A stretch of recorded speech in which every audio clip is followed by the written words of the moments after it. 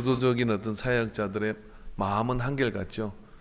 오는 분들이 어떻게든 은혜를 받아서 하나님의 세계를 알고 또 그 속에서 삶이 변화되어 모든 저주가 물러가고 주 안에서 강건해지는 그런 은혜를 받게 하는 것, 그런 열심히 지나치다 보면 성령 강림절이 되면 제가 꼭 쓰는 재미있는 예화 중에 하나가 있는데, 어떤 시골 교회에서 성령 강림절이 오는데 교인들 중에 성령을 받은 사람이 그렇게 없었던 것 같아요.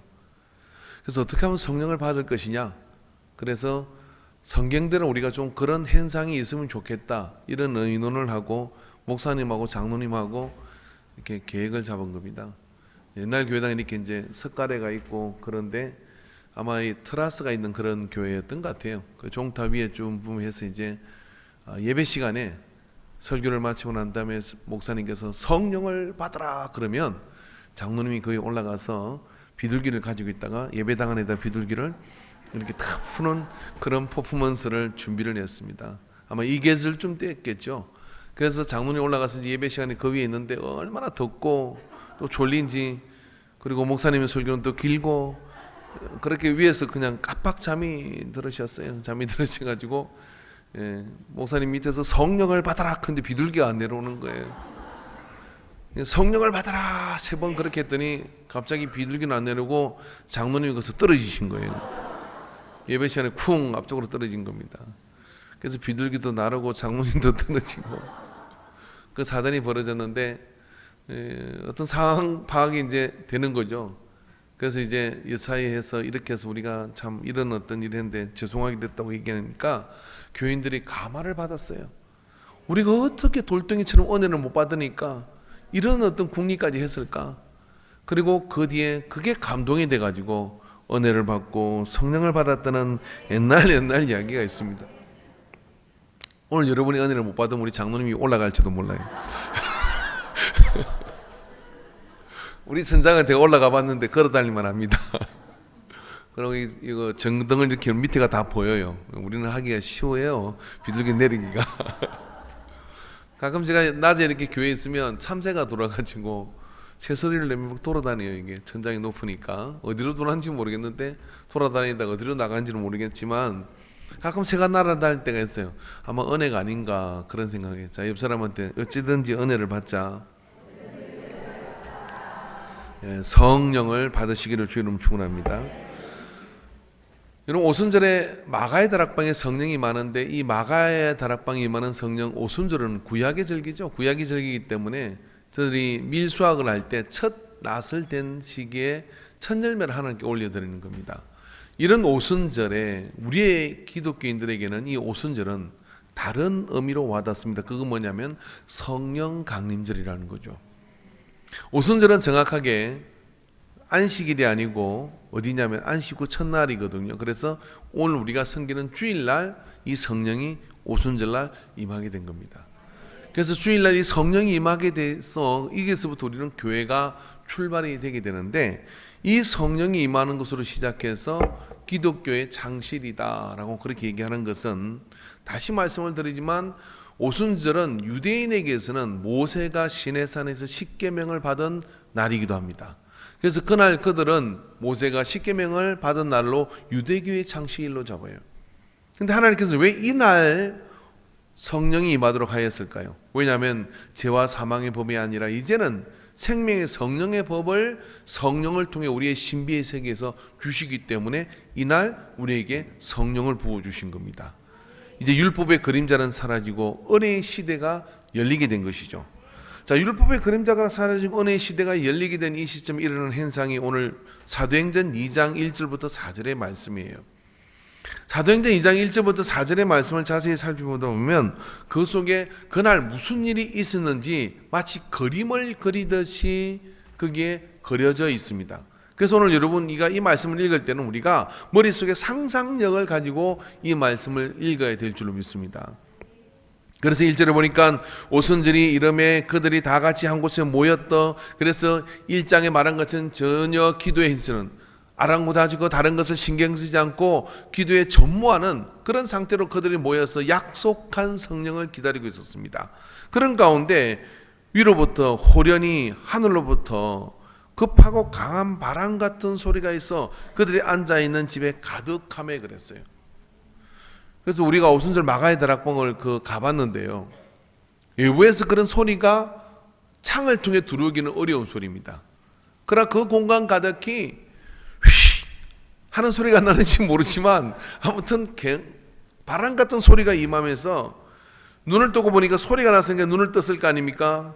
그때 보니까 마치 불의 혀처럼 갈라지는 것들이 그들에게 보여 각 사람 위에 하나님께 각 사람 위에 하나씩 임하여 있더니라고 이야기했습니다. 각 사람 위에 하나씩 임하여 있더니라고 그렇게 말씀인 거죠. 그러니까 위로부터 강한 바람 같은 소리가 나니까 눈을 떠서 보니까 불이 임하는데 불이 불의 해처럼 마치 불의 혓바닥처럼 그렇게 할 듯이 각 사람 위에 임하여 있는 것을 봤다고 하는 것입니다.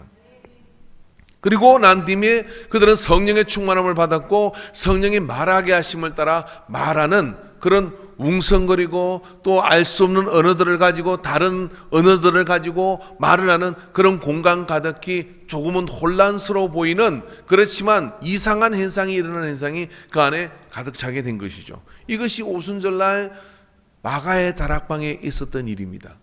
근데 우리가 이 사건을 재해석하며 이 그림을 다시 한번 바라보면서 왜 하나님께서 이걸 통해 우리에게 주시고자 하는 의도가 뭔지를 우리는 살펴봐야 될 줄로 믿습니다. 우리가 그것을 통해 알 수 있는 것은 뭐냐면 불의 혀처럼 갈라지는 그런 현상들이 각 사람의 머리 위에 하나씩 그렇게 임했다고 하는 거예요. 여러 가지 우리가 불 모습을 보며 불의 어떤 다른 행상들을 생각할 수 있습니다. 그런데 하나님께서는요, 그 본 사람으로 하여금 저거는 사람의 햇바닥 같은 것이 각 사람 위에 불 모양을 해가지고 각 사람이 하나씩 임하고 있다는 것을 우리 성경을 통해 전파해주고 있는 것이죠. 왜 다른 여러 가지 행상 가운데 이 햇바닥의 모습을 하고 있는 것일까요?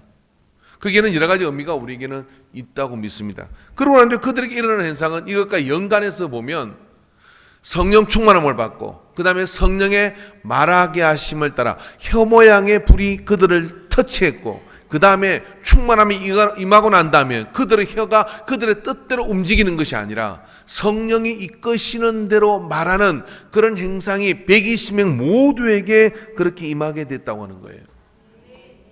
여러분, 우리가요 예수 믿고 은혜 받고 난 다음에 뭐가 제일 어려우냐라고 한다면 이 새치껏 혀를 길들이기가 어려워요. 은혜 받았으면 은혜 받은 말씀을 가지고 말씀대로 말을 하고 말씀대로 또 사랑하고 떡을 세우고 이래야 되는데 이게 지 마음대로 그렇게 돌아다닌다 이 말이에요. 그래서 예배 시간에 가만히 있을 때는 다 괜찮은 사람들인데 입을 열어서 말을 하기 시작하면 그것은 시기, 질투, 분냄 막 이런 것들이 나오고 또 우리 믿음이 참 연약하신 우리 바깥 분들이 이렇게 보면 아내가 분명히 교회 갔을 때는 막 천사 같은데 집에 돌아오면 막 이상하게 바뀌는 그런 모습을 보며 이렇게 말하죠. 그 따위를 하려면 교회 가지 마. 그걸 내가 설명을 다 해드릴게요. 왜 그게 어려운지. 왜냐하면은 이게 성령이 말하게 하심을 따라 말하면 되는데 그게 참 쉽지가 않아요. 왜냐하면 사람은 자기 고집이 있고 자기 생각이 있고 자기 주장이 있어서 자기 하고 싶은 대로 말을 해야 직성이 풀리거든요. 이게 오래전 아담과 하와로부터 우리에게 주어진 어떤 그런 모습들입니다. 인생 참 쉬운데요, 성령이 말하게 하심을 따라 말하고 살면 뒤틀어질 일이 없어요. 근데 우리가 그 말로 가지고 말입니다, 험악한 말을 하고 그리고 참되지 않은 말을 하고 그리고 절망적인 말을 하고 그래서 그 말 때문에 어떻게 되느냐면 우리도 모르게 우리의 발의 족쇄를 이렇게 채우게 되거든요. 근데 하나님의 말씀대로 말하고 살라 그러면 이게 답답해서 한장을 하겠는 거예요. 그리고 하나님 말씀을 시킨 대로 말하다 보면 잘 모르겠기도 하고 그러다 보니까 어떻겠습니까? 육신대로 자꾸만 말을 하는 이런 신앙생활의 혼란스러움들이 우리에게 있습니다. 근데 성령이 딱 임하니까 어떤 일이 벌어지냐면 이제 네 마음대로 말하지 마. 강권적으로 그 햇바닥을 탁 사로잡아가지고 성령께서 말하게 하는 대로 말하는 그런 어떤 현상이 이 오순절 마가의 다락방에서 있게 된 거예요. 왜 그랬을까요? 왜 불의 해처럼 갈라지는 모습으로 불은 임하였고, 그리고 왜 하나님께서는 성령이 충만함을 받고 난 뒤에는 성령의 말하 계심을 따라 말하도록 한 것입니까? 저는 이것은 하나님의 상처 때문에 그렇다고 생각을 합니다. 하나님도 상처를 받으셔요. 하나님께서 아담과 하와를 만들고 에덴을 만들고 만듭니다. 그게 참 각종 좋은 실과들과 막 그런 것들을 그 안에 넣고서 아담과 하와가 그렇게 잘 지내는 걸 보면 행복했어요. 저녁이 되면 아담을 부릅니다. 아담아, 오늘 네가 뭐 했냐? 그러면 오늘 사자 이름을 사자라고 정해줬고요, 호랑이 이름을 호랑이라고 정해줬고요, 곰의 이름을 곰이라고 정해줬습니다. 그랬구나, 잘했구나, 네가 근위자다, 그래 네가 그 모든 걸 다스리라, 그렇게 하고 지내던 때, 그때는 애 낳는 고통도 없고 빼가 빠지게 일해야 될 고통도 없고 참 좋았던 시절이 우리에게도 있었습니다. 있었어요. 그래서 하나님 보시기에 너무 좋은 거야, 에덴 동산이. 그런데 말입니다, 창세기 3장 1절부터 5절의 말씀 찾아봅시다. 창세기 3장 1절부터 5절.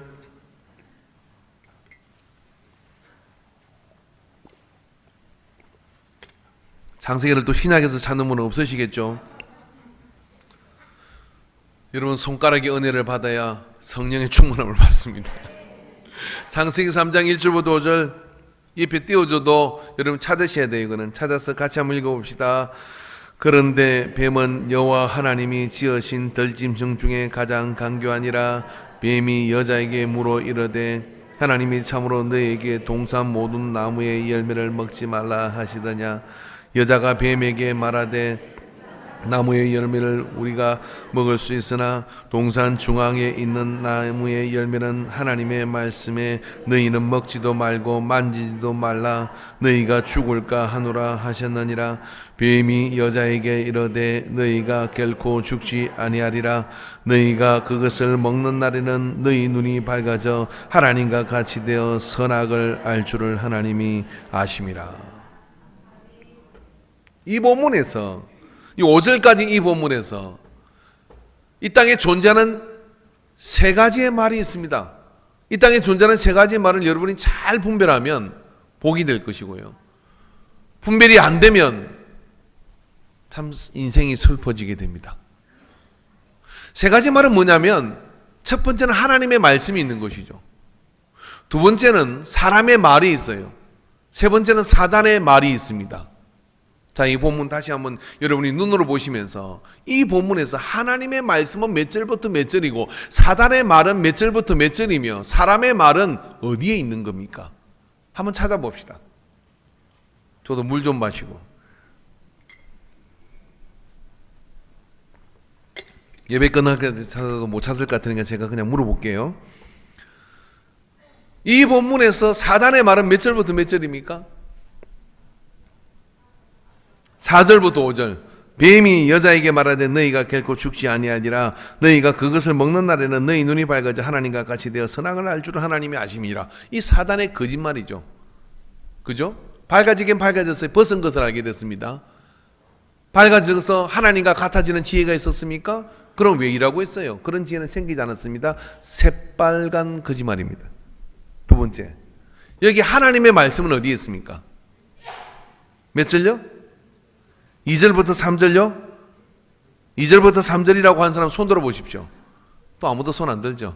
2절부터 3절이라고 생각해서 손 내려 보십시오. 그럼 뭐예요? 잘 모르겠다죠? 여기엔 하나님 말씀 없습니다. 하나님 말씀은 창세기 2장 17절 말씀 찾아봅시다. 창세기 2장 17절. 자, 앞에 있네요. 한번 읽어보죠. 시작. 선악을 알게 하는 나무의 열매는 먹지 말라. 내가 먹는 날에는 반드시 죽으리라 하시니라. 아멘. 사단은 이렇게 물었습니다. 하나님이 저거 먹으면 죽는다 크더냐? 이렇게 물었어요. 그래서 사람이 하나님이 뭐라고 했는지를 이야기해야 될 거 아니에요. 그런데 이렇게 하면 죽을까 하노라, 그렇게 얘기를 합니다. 하나님이 뭐라고 했냐고 물어보는데 자기 말을 거기다 집어넣어요. 뱀이 하와에게 와가지고 뱀이 사단이 뱀 속으로 들어가서 하와에게 와서 선악과를 먹게 하는데 뭐가 먼저인 것 같습니까? 쟤를 꼬셔가지고 선악과를 먹게 해야 되겠다는 생각이 먼저일까? 아니면 이 여자가 그 중앙으로 다니면서 그 나무를 볼 때마다 야 보암직도 하고 먹음직도 저거 왜 먹지 말라 그랬을까? 하고 정말 죽을까? 정말 죽을까? 정말 죽을까? 그렇게 생각을 했을까요? 근데 하나님 말씀은 반드시 죽으리라 그랬어요.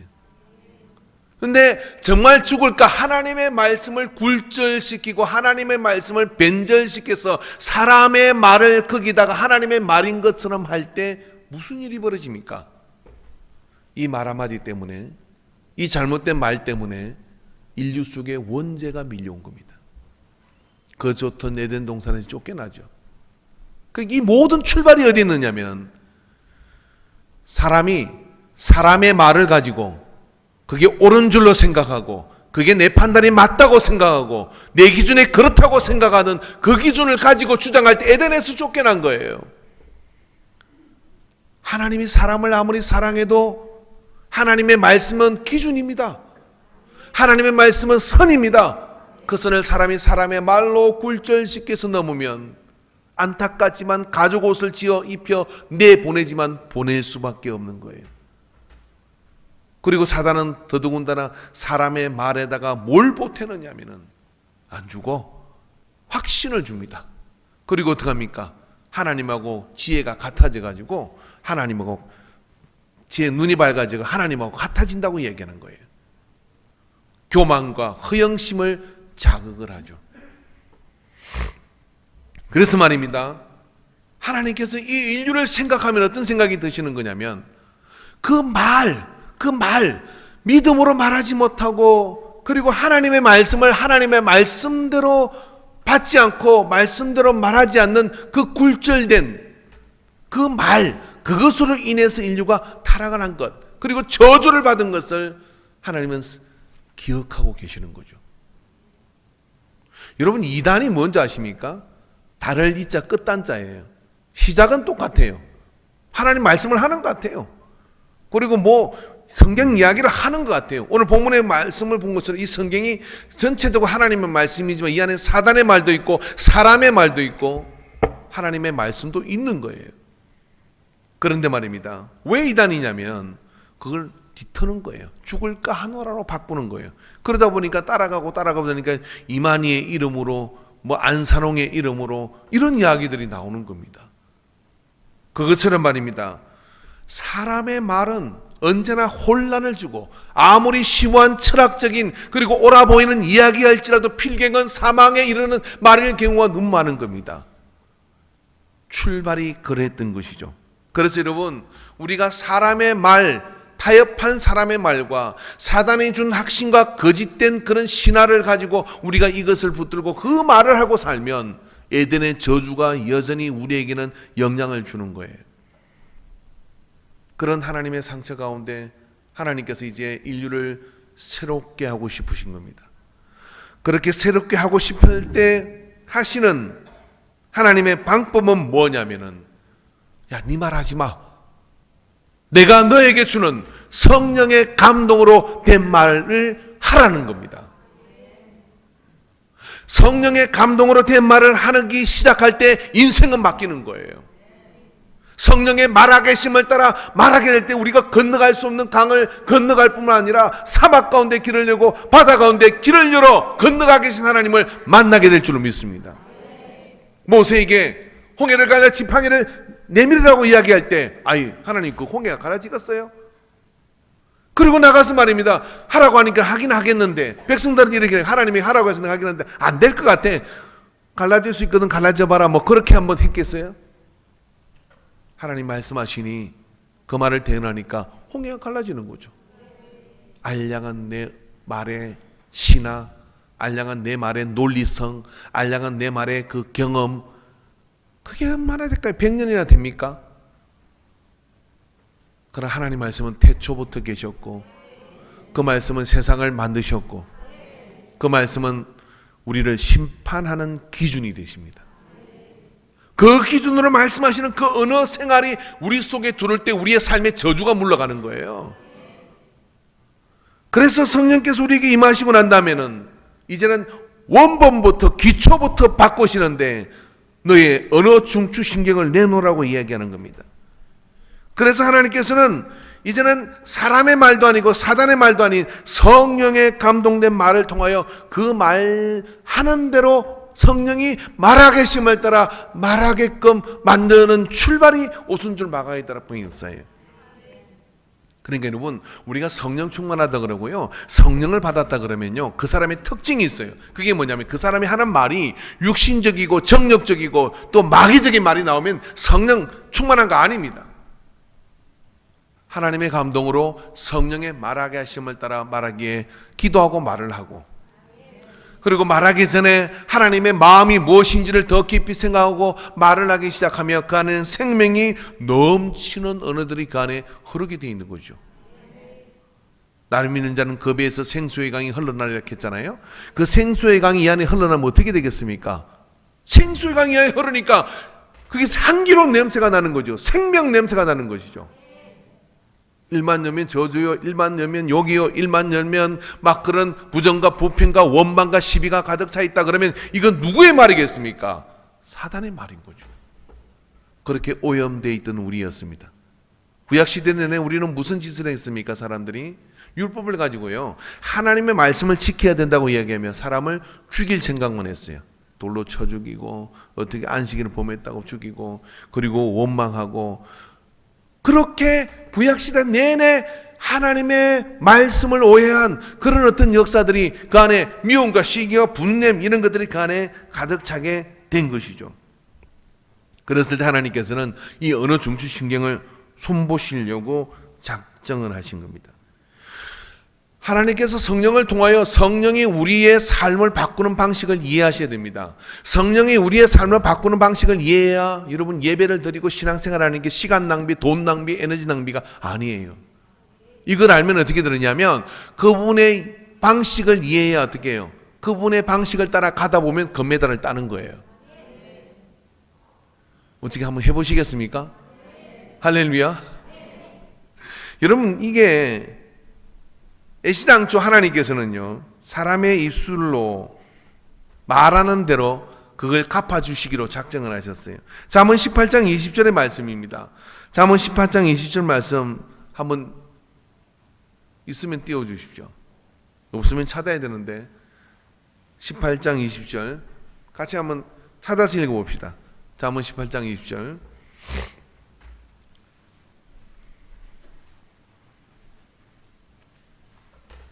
같이 읽어봅시다. 시작. 사람은 입에서 나오는 열매로 말미암아 배부르게 되나니 곧 그의 입술에서 나는 것으로 말미암아 만족하게 되느니라. 이게 무슨 이야기냐면 하나님께서요, 말씀으로 세상을 만드셨잖아요. 말씀으로 세상을 만드셨는데 하나님께서 어떻게 하시냐면 우리의 입에서 나오는 말을 하나님이 창조적 역사를 통하여 이루어 주겠다는 거예요. 지금 내게 어떤 좋지 않고 그리고 또 원하지 않는 삶이 여기에 있다 그러면 여러분이 기억을 못해서 그렇지 여러분의 삶 가운데 과거에 그것을 내가 말로 내뱉은 과거가 있을 가능성이 있습니다. 우리는 잊어버려도요, 그 말은 공중에 흩어지며 어떻게 되느냐면 때가 되면 사단이 그것을 가지고 합법적으로 우리의 삶에 갖다 놓습니다. 이게 말의 열매로 그렇게 된다는 거예요. 그러니까 여러분, 제가 어릴 때 참 우리 동네에서 이렇게 보면요, 자기 아들 보고 이 빌어먹을 놈아, 피골 놈 이렇게 왜 그런지 모르겠어요. 그럼 자기 아들이 빌어먹으면 그럼 자기는 어떻게 해야 돼요? 이게 그 말이 말하는 대로 되겠으라고 생각하잖아요. 아니, 말하는 대로 돼요. 성경에 그렇게 돼 있잖아요. 근데 자기 삶을 또 저주하는 사람이 있죠. 아이고 죽겠다. 오죽해서 웃어 죽겠다 그래요. 살아야 돼요. 할렐루야. 자, 입사님에게 한 일도 없으면서 오래 살다가 전도하고 12명 제자 만들고 천국 가자. 시작.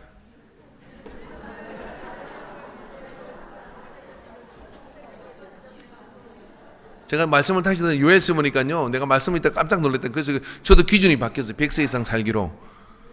100세 미만에 100세 전에 죽는 자는 하나님의 저주를 받은 자다 그래요. 말씀이 있더라고요. 말 안 하는 대로 되는 거거든요. 입술의 열매로 산다는 거예요. 그런데 마가복음 7장 20절에 또 이르시되 사람에게서 나오는 것이 사람을 더럽게 하느니라. 마가복음 7장 21절부터 23절 더 이어보면 속에서 곧 사람의 마음에서 나오는 것은 악한 생각 곧 음란과 도덕질과 살인과 간음과 탐욕과 악독과 속임과 음탕과 질투와 비방과 교만과 우매함이니 이 모든 악한 것이 다 속에서 나와서 사람을 더럽게 하느니라. 제가 여러분 따라 읽지 말라는 거예요. 이게 언급되는 단어들이 언급되면 여러분의 삶에 영향을 줄 수 있으니까 저한테도 예수 이름으로 취소. 성경을 또 이런 게 나오면 그냥 눈으로 보고 말아버리세요. 왠지 아십니까? 성령이 우리에게 임하는데 성령이 충만한 가운데 임해서 그 마가의 다락방 120명 사람들에게 성령이 말하심을 따라 말하게 된 현상은 어떤 것을 의미하는 것이냐면 성령께서 사람의 언어 중추 신경을 청소하고 장악하시는 현상이에요. 언어 중추 신경이라는 게 뭐냐면 이렇대요.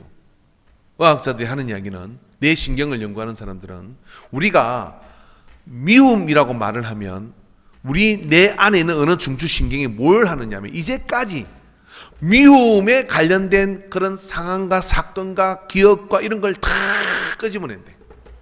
어릴 때 막 엄마가 나 미워한 거, 아버지가 미워한 거, 뭐 미운 게 막 나와. 그래서 미움이라고 말할 때, 이거 지금 밉다라고 이야기하면 어떻게 되냐면, 내가 한마디로 해서 누군가에게 밉다고 얘기하지만 나는 미움에 집중 포화를 당하는 거예요. 그래서 가라앉아 있는 모든 미움들이 나를 들어와서 어떻게 하냐면 나를 이 안에 더러운 곳으로 채우는 겁니다. 그게 혹시 미운 사람 보면 뭐라고 말해야 돼요? 웬만하면 이쁘다 크든지 정이 그 말을 못 해줄 만한 사람이 있잖아요.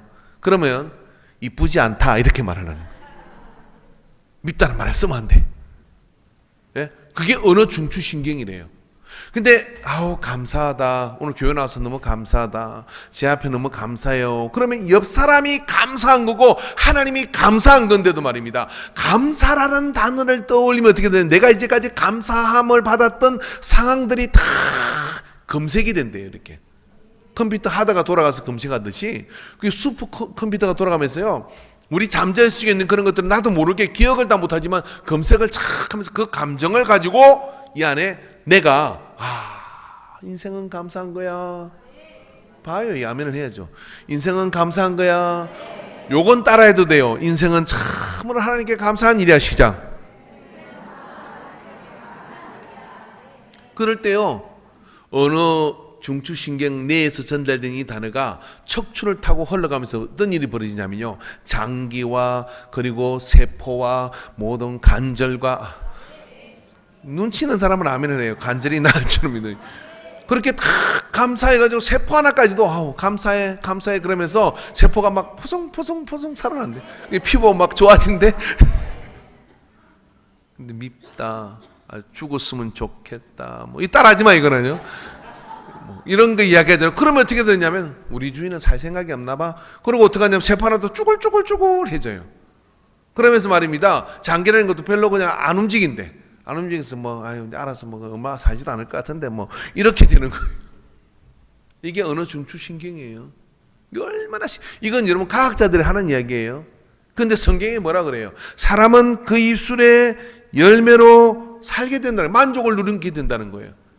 자, 그러니까 다시 원본으로 생각해 보면 에덴 동산이 그렇게 동산을 좋게 만들어 놨는데 마귀가 와가지고 이 하란 여자의 사람의 말과 사단의 확신을 통해 가지고 에덴 동산에서 저주를 받게 만들었잖아요. 그럼 이 저주를 풀려면 어디서부터 풀어야 되겠습니까? 우리의 언어부터 손을 보셔야 되는 겁니다. 우리의 언어부터 손을 보셔서 언어 신경과 언어 중추 신경이 청소되어져야 돼요. 그래서 그분이 말하게 하심을 따라 말하는 그런 언어 생활로 우리가 들어가게 될 때 그 언어 생활의 속에서 뭐냐면 하나님은 우리에게 마음껏 복을 허락해 주실 수가 있는 거예요. 그래서 하나님의 언어가 성령의 말이 성령님의 말하심의 그 말이 내 언어 생활을 장악하도록 내어줘야 돼요. 내어주는 것만큼 우리의 삶의 변화가 있는 겁니다. 사실 우리가 뭐라고 말을 하긴 하지만 우리의 말이 언제나 옳을까요? 저는 가끔 교회에서 이렇게 회의를 하거나 그랬을 때 항상 마음에 두는 게 있어요. 내 말이 꼭 옳은 건 아니다. 그 생각을 가지고 있습니다. 하나님 말씀만 옳은 거예요. 그래서 항상 그걸 두고 생각이 드는데 너무나 확신을 가지고 자기의 말을 옳은 것이라고 주장하는 그 개똥 철학이 있잖아요. 그것 가지고 하나님하고 맞짱을 뜨고 있어요. 누가 이기겠어요? 하나님을. 사람의 강한 것이 하나님의 약한 것보다 모질라고, 하나님의 어리석은 것이 사람의 지혜 있는 것보다 낫다고 이야기를 했어요. 그러니까 그렇게 하지 말라는 거예요. 그래서 하나님께서 삶을 바꾸시기 위해서는 반드시 어느 중추신경을 장악해서 어느 생활을 바꿔야 복된 생활이 될 줄로 믿습니다. 어느 생활이 바꿔져야 은혜를 그 안에서 받는 거예요. 말씀 잘 듣고 뭐 꼭 그러려고, 그리고 또 기도 시큰하고 이루어지겠나? 안 이루어져요. 기도 짧게도요 이룰 줄 믿습니다 하고 가세요. 하나님 말씀을 들었거든, 내가 이해는 못하지만 말씀이 옳습니다 하고 아멘 하는 거예요. 그러면 어떻게 돼? 믿고 보면 이해되는 하나님의 말씀이 내 삶 속에 체험되는 역사가 나타나게 되는 거죠. 그래서 말이 장악되어져야 그런 역사가 일어나게 되는 겁니다. 근데 이 말을 해봤어야죠. 어떻게 하면 될까요? 그래서 여러분 말씀을 많이 들으셔야 돼요. 말씀을 많이 듣다 보면 여러분 이런 거 있잖아요. 말을 하는데 친구가 이렇게 얘기해요. 너 좀 말하는 게 좀 많이 바뀌었다, 그렇게 얘기를 해요. 그래? 왜 바뀌었을까? 맨날 친구들끼리 모여가지고 육두문자 쓰면서 욕이나 하고 그러면서 음담패선이라 하던 그 입이 말입니다. 예배 가서 성경 말씀을 자꾸 듣고 설교를 듣다 보니까 뭔가 좀 들어오는 단어들이 바뀐 거예요. 은혜는 알고, 성령이 뭔지 모르지만 성령도 들어오고, 찬양도 들어오고, 영광도 들어오고, 거룩도 들어오고, 뭐 이런 단어들이 자꾸 머릿속에 맴도는 거예요. 그러다 보니까 말할 때 보면 사람이 좀 거룩하게 살아야 되고, 거룩? 그 예수쟁이들이 쓰는 말 아니야? 근데 언어가 그렇게 바뀌시려고 그러면 어떻게 돼요? 하나님 말씀을 들어야 되는 거죠. 그리고 성경을 열심히 읽으셔야 됩니다. 그렇게 읽고 듣다 보면 어떻게 되네요? 성령이 말하게 하심을 따라 말하려고 그러면 어떻게 됩니까? 기도를 해보는 겁니다. 그래서 기도 중에 그냥 하나님한테 뭐 욕할 수가 없잖아요. 그죠? 여러분 한번 해보십시오. 기도 많이 하고 바로 나와가지고 욕을 한번 해보세요. XX야. 잘 안 돼요, 그게. 언어 중추신경이 하나님께 들어지면서 거룩한 언어가, 그리고 내 안에 있는 모든 좋지 않은 것들은 다 이렇게 청소받으면서요, 아주 거룩한 언어가 이 안에, 향기나는 언어가 이 안에 들어오게 되는 거예요.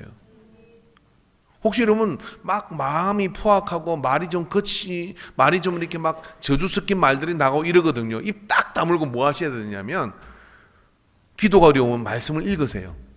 그리고 유튜브에서 제 설교를 들으세요.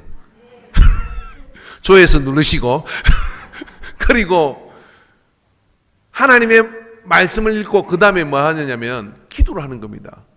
정이 기도가 어려우면 찬양을 하는 거예요. 찬양을. 그 언어가 좀 청소돼요. 거룩해져요. 그런 다음에 왼수 같은 사람을 한번 보는 겁니다. 그러면 이런 생각이 들어요. 아유, 나도 하나님 앞에 저런 모습인데 뭐 그럴 수 있겠지.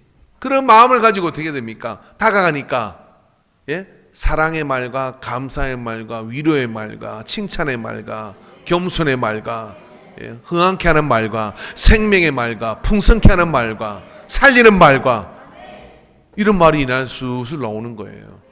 누가 주는 말일까요? 사단이 그런 말을 주는 걸까요? 하나님이 내게 주시는 말이잖아요. 그 회로가 언어 중추신경을 성령께서 장악하셔서 그 회로가 돌아가니까 베드로가 나 같은 것은 주님을 그렇게 배신했는데 쓸 수가 없어, 이런 베드로가 말입니다. 성령이 들어와서 성령이 말하게 하신다니까, 저 베드로 예수님 부인하고 저렇게 예수님 모른다 했던 그 인간이잖아 라고 하는 이 손가락질 하면서 왜 없겠어요? 근데 성령이 말하게 하심을 따라 말을 하니까 그 15분의 설교에 3,000명이 하나님 앞에 회개하고 세례를 받는 역사가 일어나게 되는 것이죠. 놀라운 일입니다. 우리의 삶 가운데 뭔가 변화가 일어나게 일어난다면 가장 흥미진진한 변화는 무엇이냐면, 이제 하나님이 내게 주시는 감동을 따라 그분이 시키는 대로 1년이든 2년이든 정말 목숨 걸고 살아보십시오. 그 중에 한 가지, 이제는 나는 성령의 감동으로 말하는 사람이 되겠다라고 생각하면 무슨 말을 해야 될지 모르겠잖아요. 말씀을 들으시고 찬양을 하고 기도를 하세요. 그런 다음에 내게 주는 말을 가지고 해보세요. 말 한마디로 천냥빚을 갚는다는 것처럼요, 그 말 한마디 때문에 막힌 길이 열리기도 하고요, 그 말 한마디 때문에 내 인생에 거대한 걸림돌이 디딤돌이 되는 역사가 나타나요. 그 말 한마디 잘못해서 에덴에서 쫓겨나서 우리가 이 고생을 하는 거잖아요. 근데 성령께서 오셔서 이제 그런 꼴을 보기 싫으신 겁니다. 그래서 어떡하냐, 사람의 120명의 사람의 언어 중추신경을 장악하고 그 이후로 사도행전 내내 성령이 임하는 곳마다 그들의 언어가 바뀌어지고 생명 있는 말을 하기 시작하니까 그들의 삶 속에 복음이 덜불처럼 번져나가게 된 줄로 믿습니다. 그래서 이런 말의 변화가 인생의 변화예요. 근데 우리가 아무리 의지를 가지고 말을 하고 또 좋은 말을 써야 되겠다 노력해도 사실 어떤 말이 옳은지 그것은 절대의 기준이 하나님밖에는 없는 겁니다. 왜 그러냐면 하나님이 세상의 기초를 놓으셨고 말씀으로 이 세상을 만드셨기 때문에 그분이 말이 가장 옳은 거잖아요. 그럼 그분의 말을 우리가 어떻게 알 수 있겠습니까? 어떻게 알 수 있죠? 성령의 감동으로 알 수 있는 겁니다. 성령은 하나님의 깊은 곳까지 통달하셨고 성령은 내 안에서 나를 대신하여 말할 수 없는 탄식으로 기도하시는 거고, 그래서 성령이 말하게 하심을 따라 말하는 것은 하나님의 뜻과 내 마음의 필요와 내 마음의 상황과 내 인생의 모든 내가 기억도 못하는 잠재의 의식 속에 들어있는 그런 아픔과 상처, 이 모든 걸 고려한 말이 성령의 감동으로 나오는 거예요. 그래서 그 말은 거침없이 사물을 움직이며 우리의 삶을 하나님께로 드릴 뿐만 아니라 내가 온 것은 양으로 생명을 얻게 하고 더 풍성하게 얻게 하려 하신 요한복음 10장 10절에 예수 그리스도에게 우리에게 주신 풍성한 삶의 역사가 열리게 되는 겁니다. 말의 변화가 인생의 변화예요. 이걸 모르는 사람이 누가 있겠습니까? 그러나 믿지 않습니다. 성경은 이것을 앵맨이라고 얘기합니다. 네 말하는 대로 될 것이라고 이야기를 합니다. 그러면 그 말이 사람의 말이기를, 그 말이 사단의 말이면 어떻게 되겠습니까? 근데 그 말이 하나님의 감동으로 되어지는 말을 하는 어느 생활이 바뀌면 그 속에서 하나님께서 우리에게 주시는 역사가 놀라울 줄로 믿습니다. 제가 아침에 성경을 보다 보니까 이사야서 57장 19절의 말씀에 이런 말씀이 있더라고요. 입술의 열매를 창조하는 자 여호와가 말하노라. 깜짝 놀랐습니다.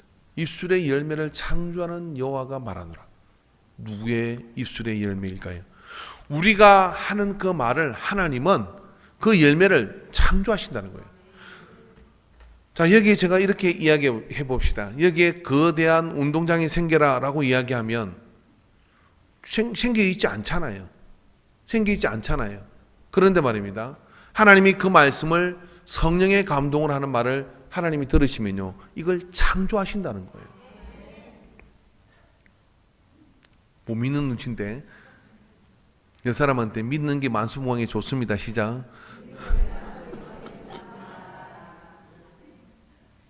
제가 충남 서산 성현면에 가서 참 배운 게 많습니다. 가니까요, 교회가 산이 있으면 산 옆에 교회가 이렇게 딱 있는 거예요. 전임 사가님이 가시면 이러더라고요. 여기요, 밤에 잘 때 지네가 막 나옵니다. 습해가지고 뱀도 많이 나와요. 막 그러더라고요.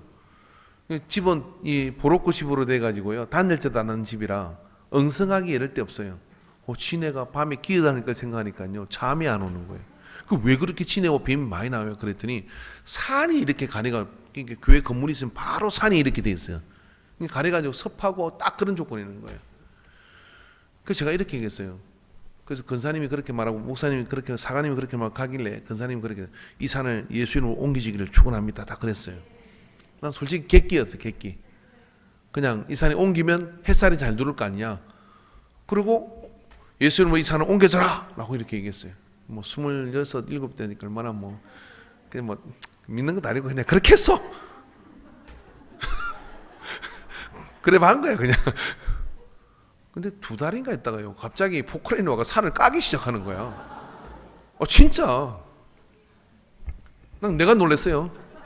그래, 뭐 하려고 여기 산을 까느냐고 그러니까 우리 땅 아닌데 까느냐고 그랬더니 여기다 축사 질 거래. 난 축사가 뭔지도 모르고 보십시오, 산이 옮겨섰습니다.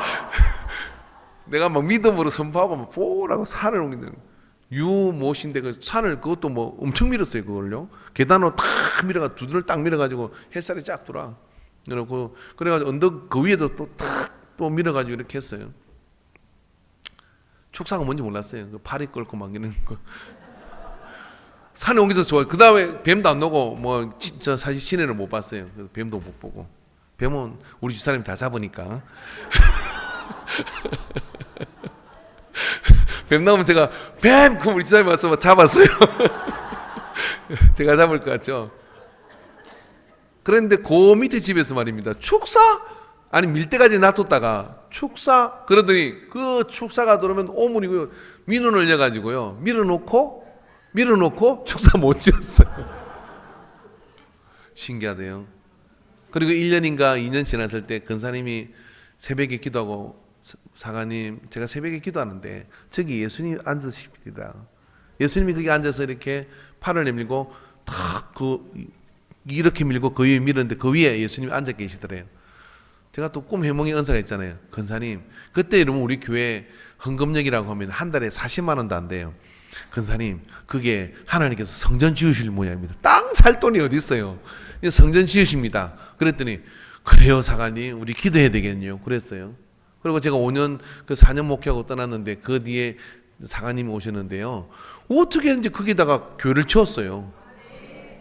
이거 믿어보세요.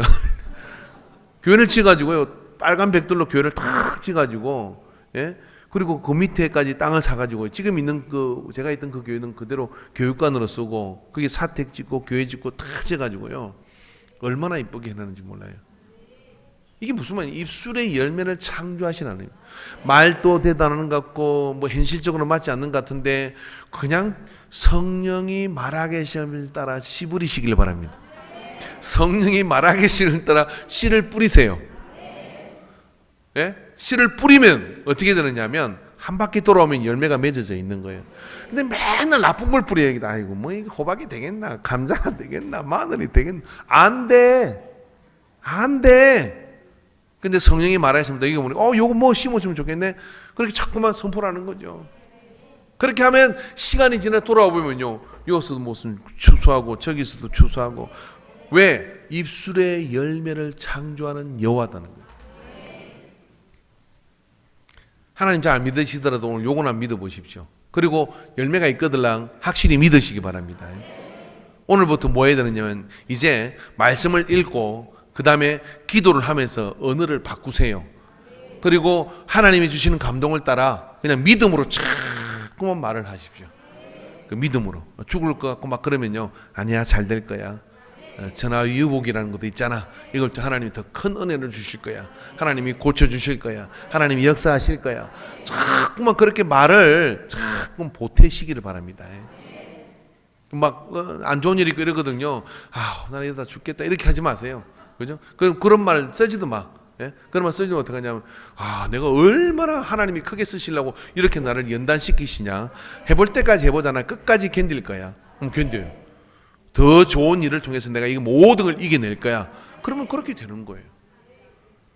우리 인간교회는 부흥되게 돼 있어요. 왜 그러냐면요, 한번 여러분 우리 교회 이렇게 밥 먹다 들어면 우리 교회는 안 돼 이런 소리 한 번이나 들은 사람이 있으면 말씀해 주세요. 그런 사람이 있었어요? 없어요. 그잖아요. 혹시 저한테 얘기해 주세요. 제가 화장실 뒤로 부를게요. 그 입을 꼬매놔야 돼. 입을 꼬매. 예수 이름으로 막 말하는 대로 돼요. 그래서 오순절 성령이 마가의 다락방에 임할 때 가장 성령의 충만함을 받고 난 다음에 성령께서 하신 일은 뭐냐면 너의 언어 중추신경을 내놔라. 강권적으로 반환받아 가지고 이제부터는 내가 너에게 주는 말하는 대로 말하는 사람이 되라. 왜? 그 말하는 대로 되어야 인생이 바뀌는 거니까. 오늘 여러분 그렇게 할 때 베드로의 역사가 나타나고 초대교회가 부흥한 것처럼 여러분의 삶 속에 하나님의 놀라운 일들을 이루는 그런 경험들을 얻게 될 줄로 믿습니다. 그런 언어를 훈련받기에 가장 좋은 게 뭐냐면 이런 기도 시간을 회복하는 거예요. 그래서 여러분 뭐 대회 때는 제가 자세히 설명 못 드리니까 심야기도에 꼭 나오십시오. 심야기도에 꼭 나오셔서 이런 언어 훈련을 받으셔야 돼요. 그래서 성령이 말하게 하심을 따라 말하는 그런 언어가 회복돼, 영의 언어가 회복될 때 삶이 회복되는 걸 기억하시기를 주 여러분 축원합니다. 기도합시다.